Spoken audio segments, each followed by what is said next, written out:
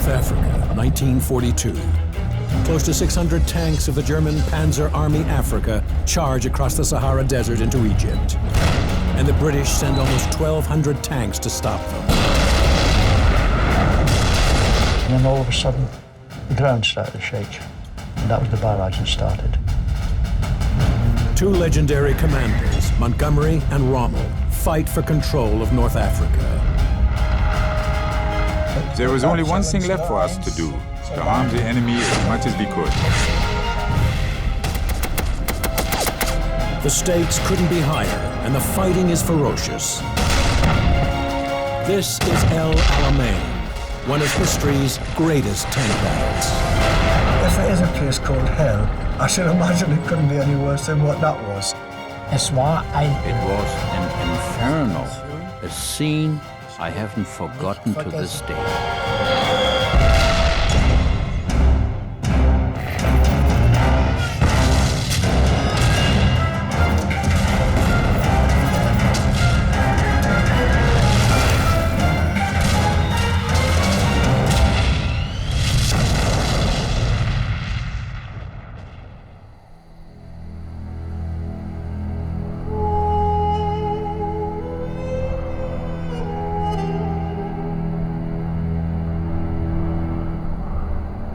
The Sahara.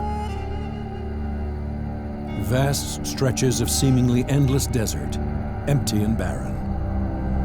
But just below the surface of this great sea of sand lies the evidence of a tremendous battle. A clash of infantry and armor so enormous, it changed the course of the Second World War.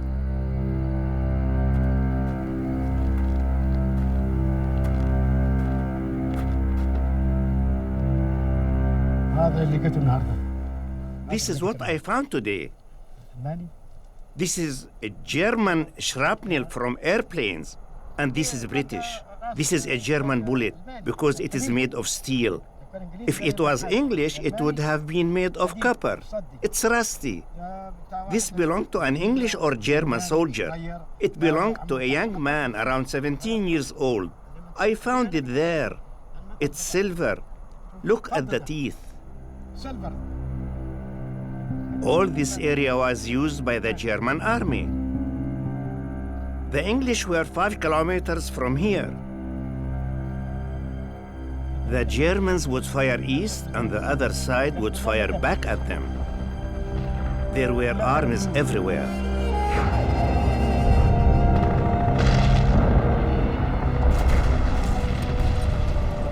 Libya, January 1942. For almost a year now, this part of the Sahara has been the battleground in a struggle for control of North Africa. On one side is the German-Italian tank force, the Panzer Army Africa. Its mission is to seize the Middle East oil fields, giving the Third Reich an endless supply of fuel for its war machine.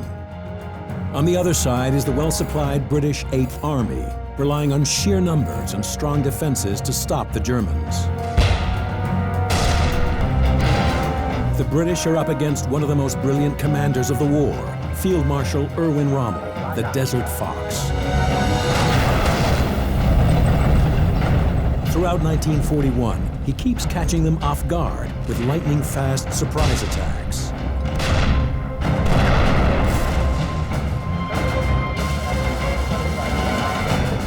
But by November, Rommel's tank force is wearing out,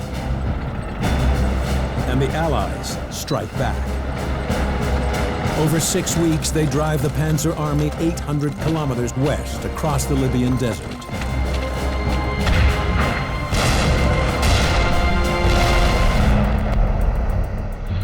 By late January, Rommel is down to 228 tanks, 139 Panzer IIIs and IVs, and 89 Italian tanks, infamously known as metal coffins. The British have more than 400 tanks, including 160 Valentines, and more than 230 medium Crusaders. The Allies appear to have the Panzer Army on the ropes. But Rommel isn't finished yet. As he writes in his memoirs, It was clear to us that the British would try to destroy our army with all the means at their disposal. Our southern flank lay wide open and they had a large choice of possible operations to choose from. A constant threat would hang over our supply lines, but the British were not to have the chance of exploiting their opportunities. So I had decided to strike first. The plan is pure desert fox. Push southeast through the unoccupied desert. Then swing north, hitting the overextended British flank. Spearheading Rommel's attack are formations of the Panzer Mark III Special. It's designed for tank-to-tank combat, with 50 millimeters of frontal armor. But it is the Mark III's armament that gives it the edge, with a 50-millimeter main cannon, able to fire armor-piercing rounds at ranges up to 650 meters. In early 1942, the British 8th Army has nothing that powerful. Our long 5-centimeter guns were outgunning the English ones. They didn't have long barrels at that time yet. Their guns had shorter barrels, and that meant less penetrating power. They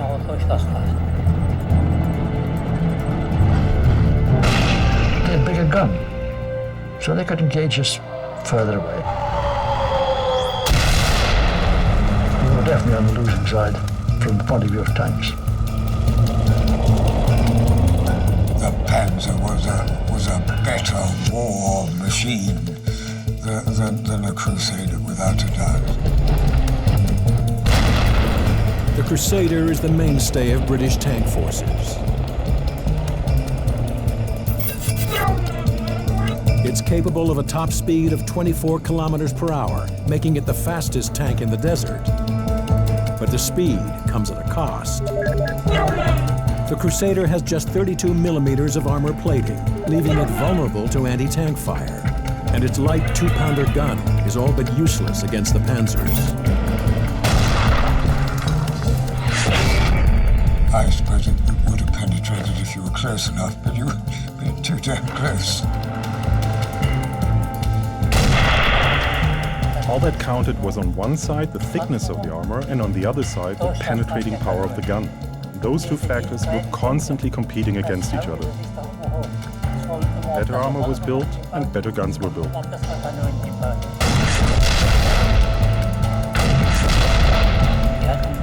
They only had the Cruiser II, Cruiser IV, and the Crusader, and they were basically extinct.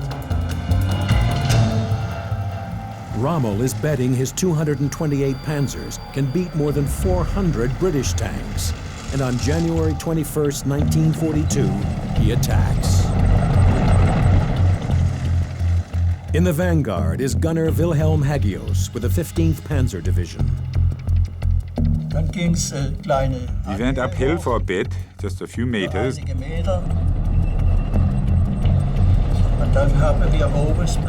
we were on the plateau and there was an English tank squad. We opened fire.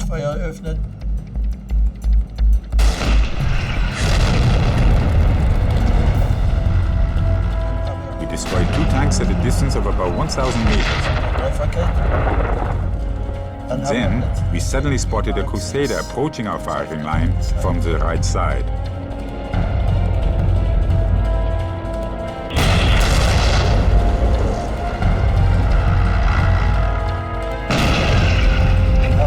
We brought it down when it was around 600 meters away.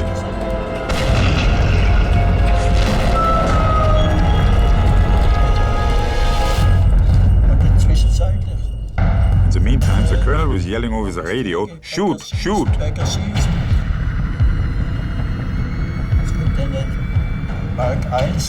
Grant had approached our flank from the left side.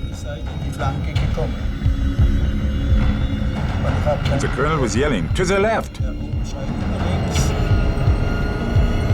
I turned the crank like crazy, until finally I had my sights on the tank.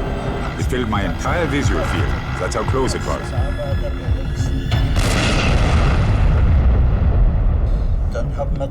And I brought it down right away with 2 shots. That danger was averted.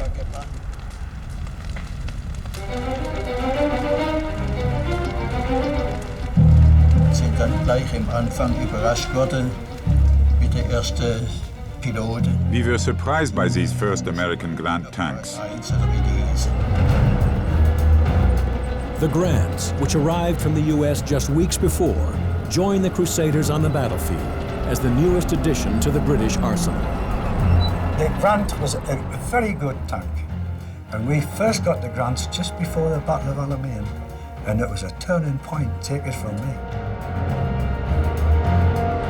To get those tanks, wow, it was like somebody giving you a pocket watch, you know, it was the thing. The Grants are a major improvement over the fast but vulnerable Crusaders. They have 51 millimeters of frontal armor, providing greater protection for their 6-man crews. But its most unique feature is its powerful side-mounted cannon, a weapon that provides the Allies with an effective countermeasure against flanking attacks by German panzers.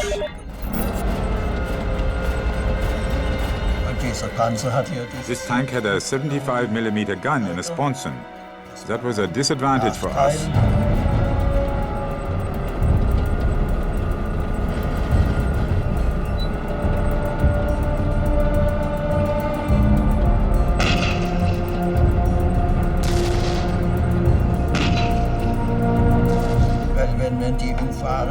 Because when you were flanking them, you were attacked from the left side, and you had to turn the whole tank to fire.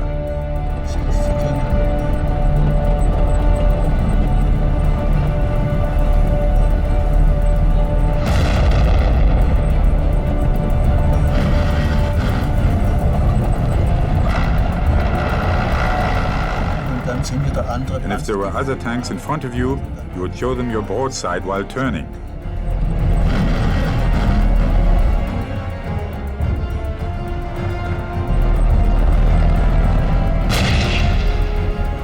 It was a big surprise. But even the new Grant tanks aren't enough to stop Rommel. His flanking attack catches the 8th Army by surprise.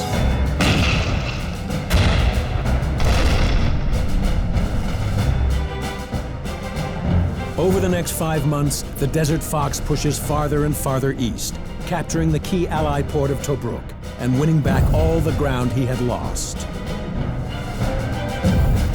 By the end of June, the Panzer Army is inside Egypt and approaching the coastal village of El Alamein. Rommel is now only 300 kilometers from the Suez Canal. Victory is within his grasp. But the defensive-minded British have a nasty surprise in store for Rommel at El Alamein. Here along a 60-kilometer front, they have massed a huge tank force. They're determined to stop the Panzer Army at any cost. The first battle of El Alamein is about to begin.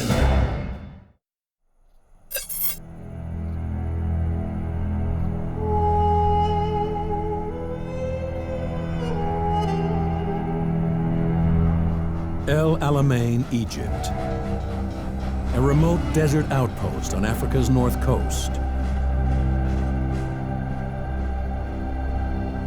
Today, little evidence remains of its turbulent past.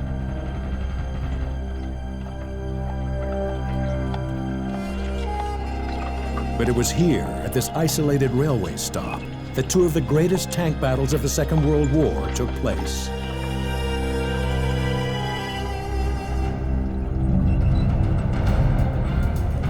June 1942. For 5 months, Erwin Rommel and the Panzer Army Africa have been fighting their way east, intent on overrunning British-held Egypt, swinging north and seizing the oil fields of the Middle East.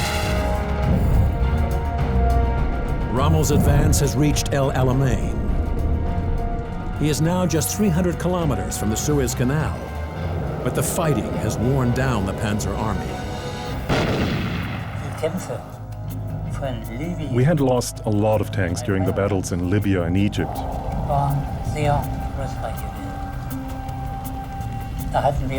Our group only had 20 tanks. We should have had 220.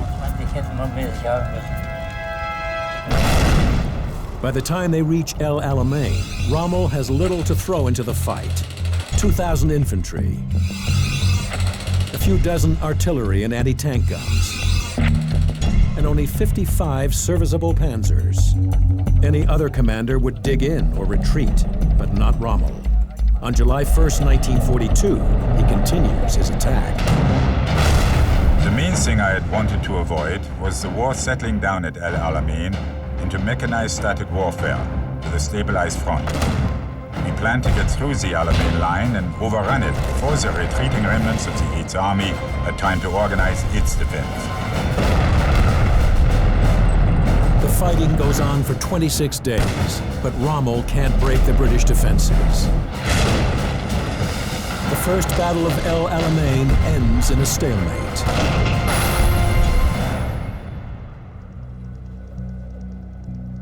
The battle has been costly for Rommel. His Panzer Army desperately needs men, armor, and supplies.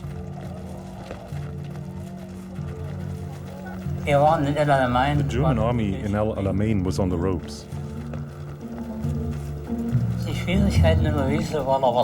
The biggest problem in the desert was a lack of water. You were always lacking water. It was even worse in El Alamein.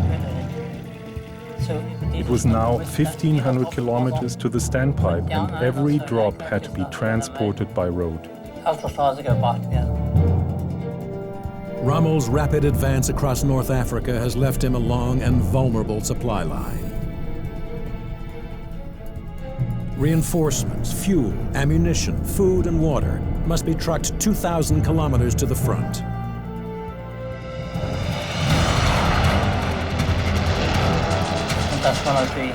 Using the roads was a dangerous way to transport the water, and a lot of it was lost on the way. The English constantly attacked our water trucks. By late July, the Germans are losing 80% of their supplies to Allied air attack. In August, the 8th Army receives 500,000 tons of supplies, including 368 new tanks, and a new commander, Lieutenant General Bernard Montgomery. Rommel's time is running out. He can't keep pace with the Allies' rapid resupply. On August 30th, he risks one last attack, hoping to catch the British off guard and force them to retreat. It's a nightmare from the start. 256 German tanks advance towards tanks of the British 7th Armored Division and get bogged down in a minefield. Rommel, trying once again to outflank the British, orders his panzers to swing northeast and attack the Alam Halfa Ridge. Leading the attack are 27 of the Germans' new Panzer Mark IV Specials.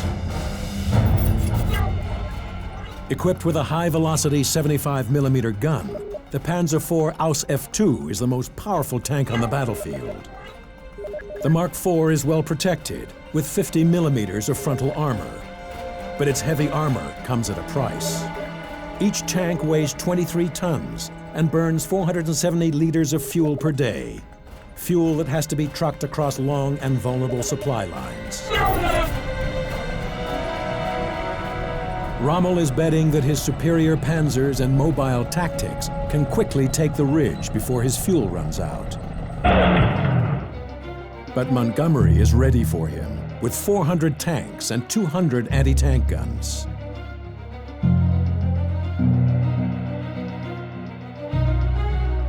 The key to the whole Alamein position was Alam Halfa Ridge. I would not allow our tanks to rush out. We would hold the Alam Halfa ridges securely and let him beat up against them.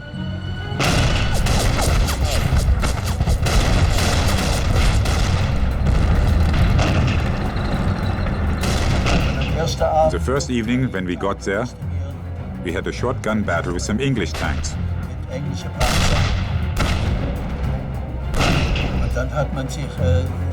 It would have been better if the entire attack had been cancelled.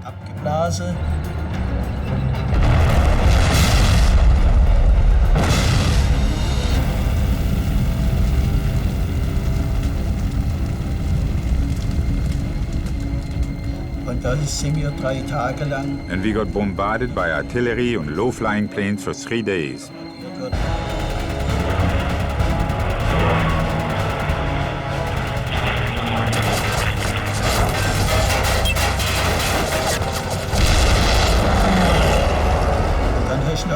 You could hear the bombs approaching one after the next.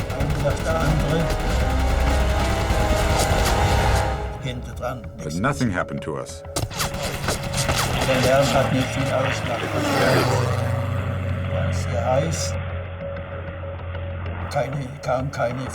No supply vehicles got through to us. We only had a few scraps left to eat. It was like that for 3 days. By September 2nd, Rommel has seen enough. After losing 50 of his irreplaceable panzers, he orders a withdrawal. He no longer has the resources to mount mobile attacks. The Desert Fox orders his men to dig in. In El Alamein, the war in North Africa had changed from mobile warfare into a kind of static warfare.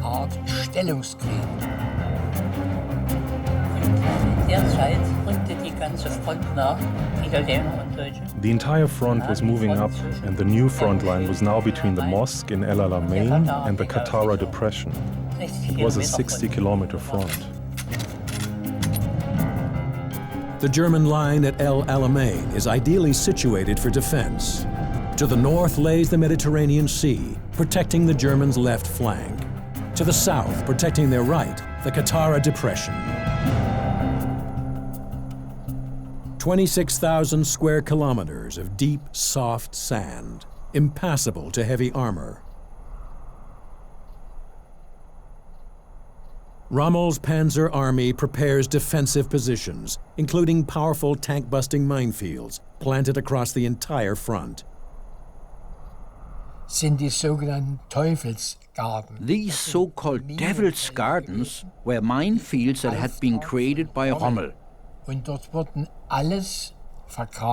We used every explosive we had in these minefields. These Devil's Gardens were very, very dangerous.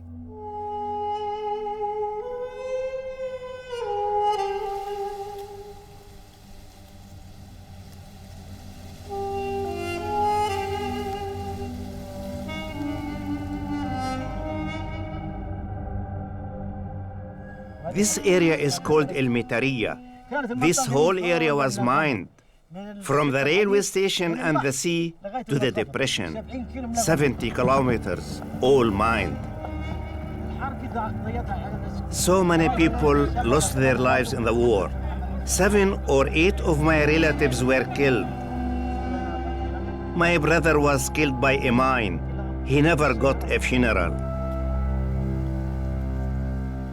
In 1946, they withdrew and left behind the mines, but they were surrounded in barbed wire. They were marked with the sign of death, the skull, and crossbones, but the signs were removed. The mines are still here, and there will never be an end to that.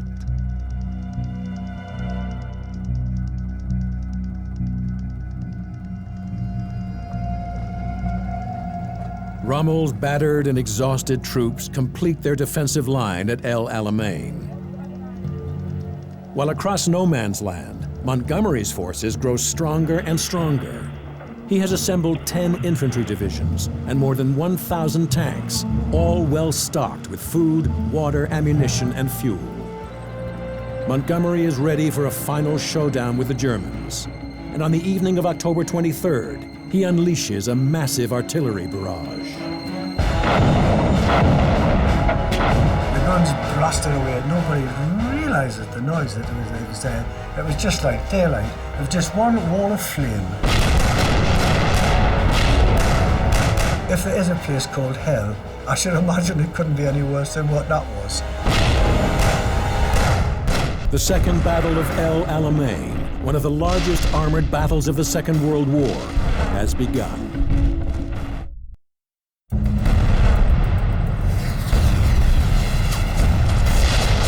October 23, 1942, Allied Commander Bernard Montgomery attacks Field Marshal Erwin Rommel's Panzer Army Africa. And it begins with a massive artillery barrage. It was just like daylight, with just one wall of flame. The noise was horrific, and so messages of death going through the air, it really was.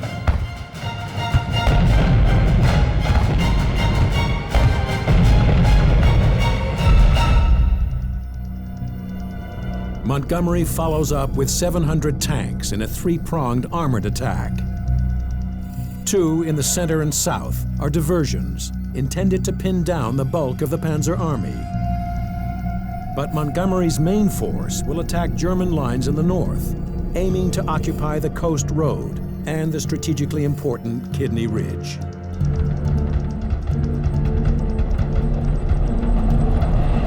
No trouble that night going through it all. We pulled into Kidney Ridge and we finished up there in the dark. And when daylight broke, we were amazed. There was a mass of vehicles parked into this smoked ridge. I thought, God, all at once half a dozen planes with some bombs and it'd be absolute chaos. And behind us was the minefield.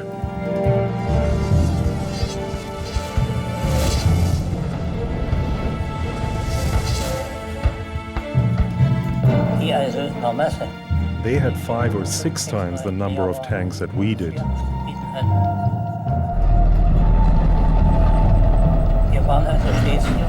We were always the underdogs in terms of numbers. The English started their attacks with 300, 400, 500 tanks, while we had only about 50. That was the ratio at the time. The German defensive line on Kidney Ridge is thin. 1 regiment of 600 infantry, 18 anti-tank guns, and 47 panzers. The British attacked them in force, fielding 150 tanks of the 2nd Armored Brigade. Then the order came through that we went up on the ridge and did a bit of shooting.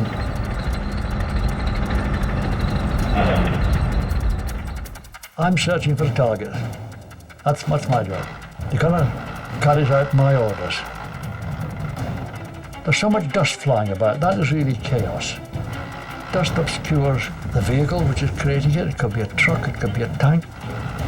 I'll say, target, traverse left, on, tank, Mach 4. And fire at will. You fire at that tank, and if that one blew up, you'd switch to another one.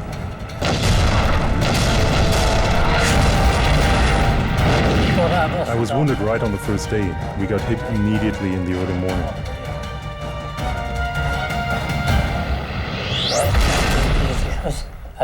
A shell penetrated our armor and exploded inside our tank. This is a splinter from a tank shell from an English gun. These splinters were flying around inside our tank. The only thing you know in that moment is, I need to get out fast.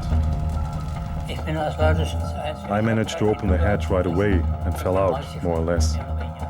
Well, I lifted myself with my arms because my legs were already broken. Open the hatch, pull yourself out, and then drop yourself down. It was 2 meters to the ground. You knew it was going to hurt, but you had no other choice.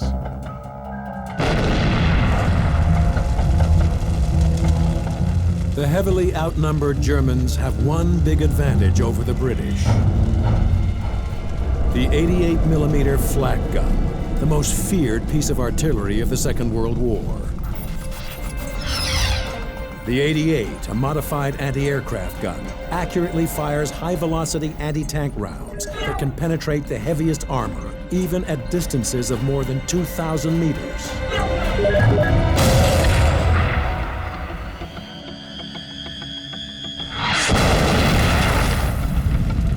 When they used the 88mm gun as an anti-tank gun, then of course we were definitely on the losing side. There was another regiment on our right, which was one of the 2 regiments that had come from Palestine, never been in action before. You go into action and try and keep the hull down and just get up high enough to be able to use your gun. And they were sitting out there on top of the ridge. An 88mm fired 6 rounds and blew up 5 tanks.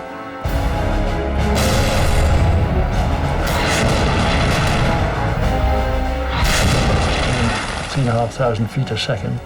You could see the shells screaming across the ground.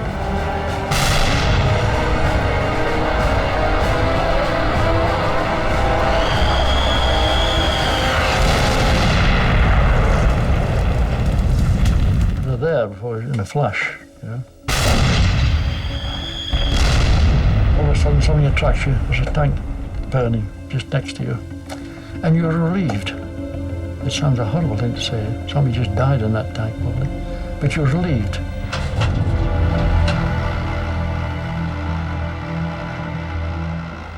Because you know from your gunnery experience that half a degree on that sight, and it was you.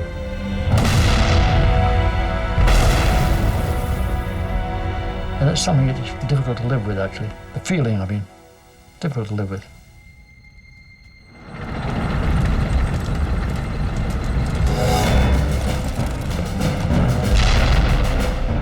By the end of the first day of battle, Montgomery's tank forces have made only modest gains at a cost of 1,600 casualties and 120 tanks. But Kidney Ridge remains in German hands. Montgomery now prepares for an even larger attack. One he hopes will break Rommel's stubborn Panzer Army Africa for good.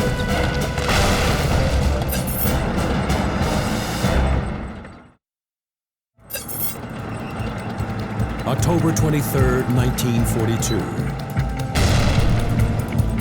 Allied Commander Bernard Montgomery launches a 3-pronged armored attack in an attempt to crack German defenses at El Alamein.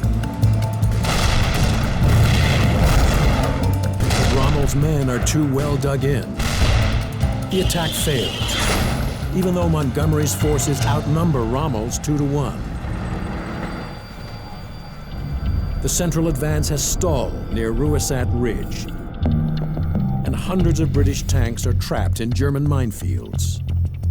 The next day we sat around, and we were shelled fairly frequently. It was artillery shelling mainly, so we were all right in the tanks.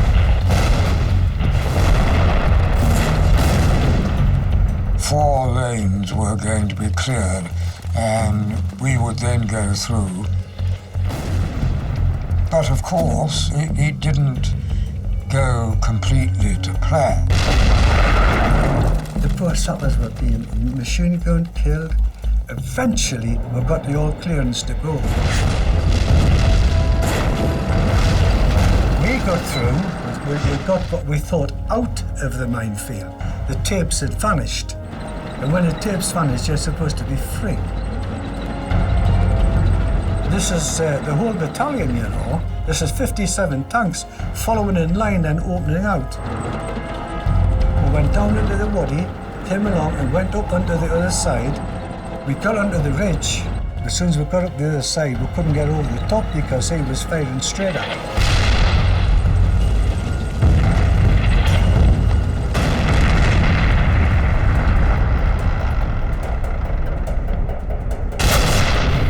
See the shell, the AP shell, coming along towards you across the desert in the daylight.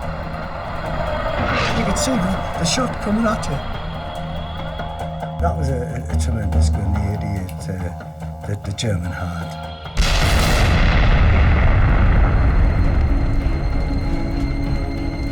We then start taking on the anti-tank guns firing the HE.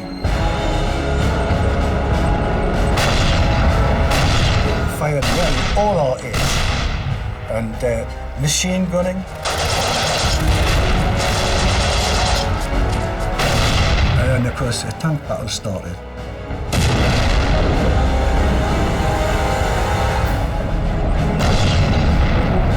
about 3 or 4 tanks before you could say Jack Robinson, you know, got blown up, you know. You're just there, you're weighing it all up, you know. Then again, the next thing, up went my tank. And wallop. We struck one of our own mines and it went sky high.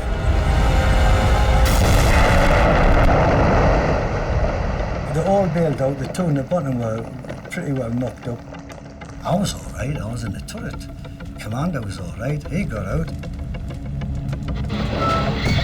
I jumped out, pretty smartish, and when I landed down here, there's a Alamein between my feet. I jumped out and I thought to myself, well, how lucky can you get?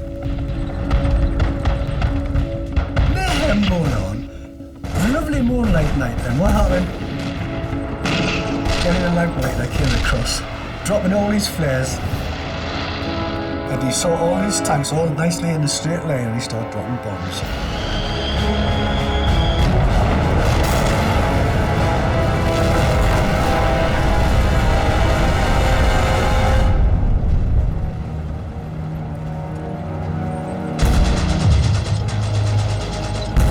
Despite the fierce armored assault, the Panzer Army continues to hold the line.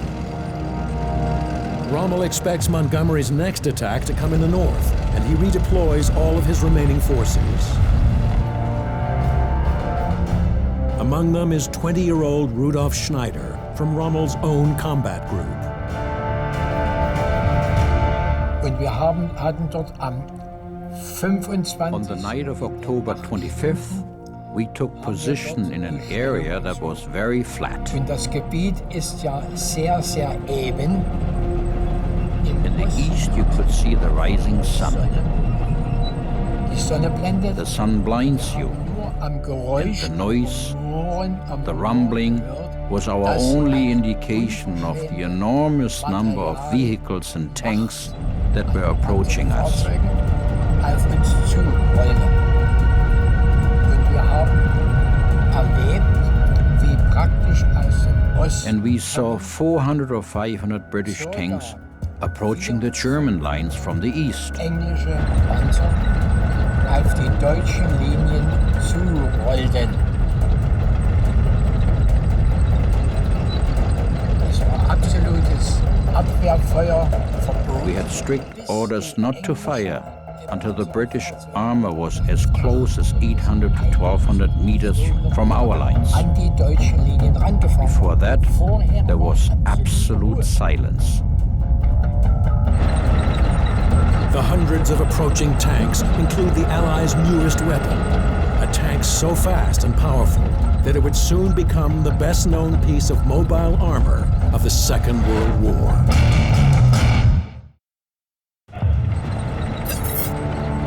October 25th, 1942. The Allied offensive at El Alamein enters its third bloody day, and the cost on both sides has been enormous.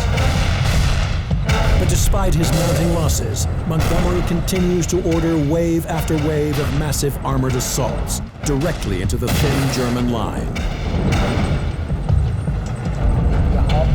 We saw 400 or 500 British tanks approaching the German lines from the east. Circa 400-500 englische Panzer auf die deutschen Linien. German tanks were approaching us. At the time, we didn't know that these were Shermans. Sherman Panzer, ja.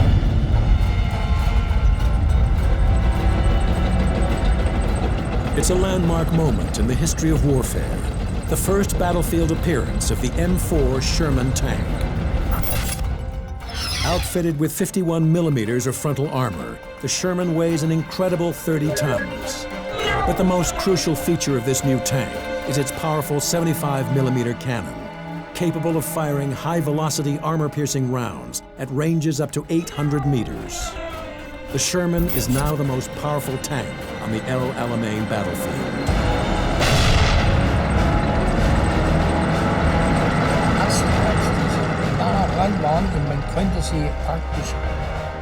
We waited until they were visible to our naked eyes.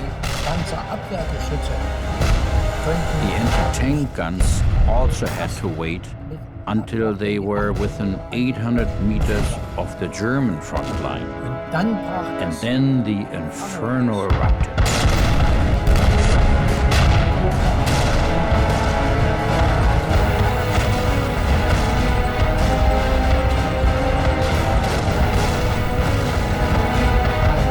Terrible noise. Enormous explosions. Terrible screaming.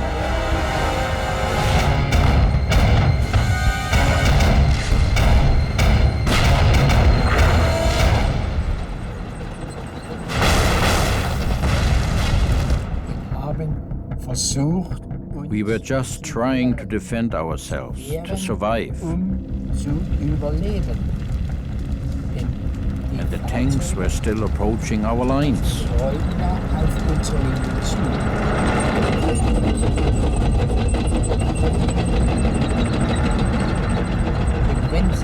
And when the drivers figured out they were close to our trench, they would simply use their treads.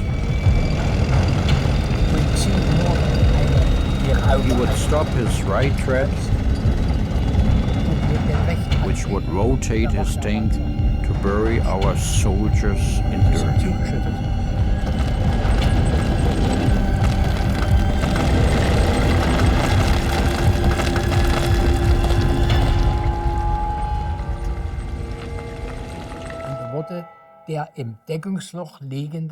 The soldiers in the trench were buried alive or decapitated.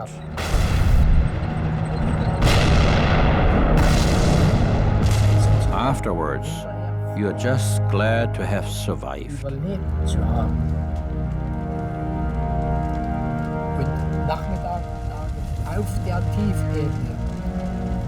By the late afternoon, there were around 300 to 450 destroyed British vehicles in the lowlands. They were burning. Wounded men were all around. It was an inferno, a scene often forgotten to this day.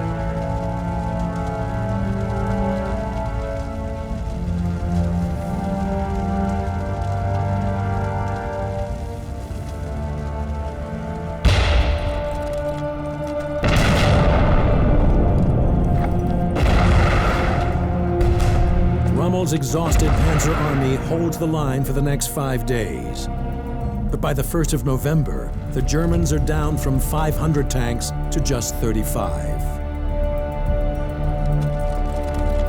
Montgomery finally has the Panzer Army on the ropes.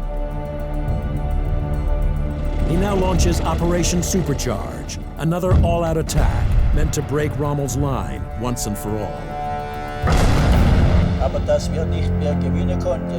knew that we couldn't win anymore, and there was nothing left for us to do. On the morning of the 5th, we only had 8 tanks left, and we weren't going to get any more. We knew that this was the end of the Africa campaign, but nobody would talk about it, not a word. In terms of equipment, this was inevitably the end of the German army. The fighting goes on for 2 more days, until Rommel, with only 12 panzers remaining, finally orders a retreat, ending the Second Battle of El Alamein. It's the first major Allied victory of the Second World War, and comes at a steep price on both sides.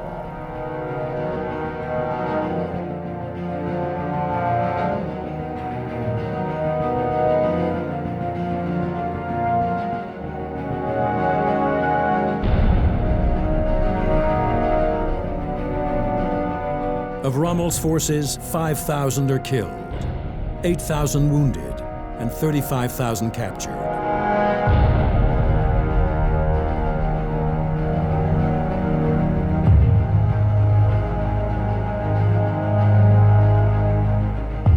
Montgomery's losses include 2,300 killed and over 2,200 missing.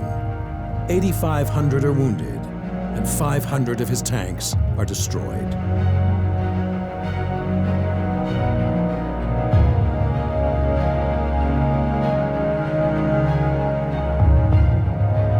I've seen life just so cheap, just flip, flip away, and you get hardened to it.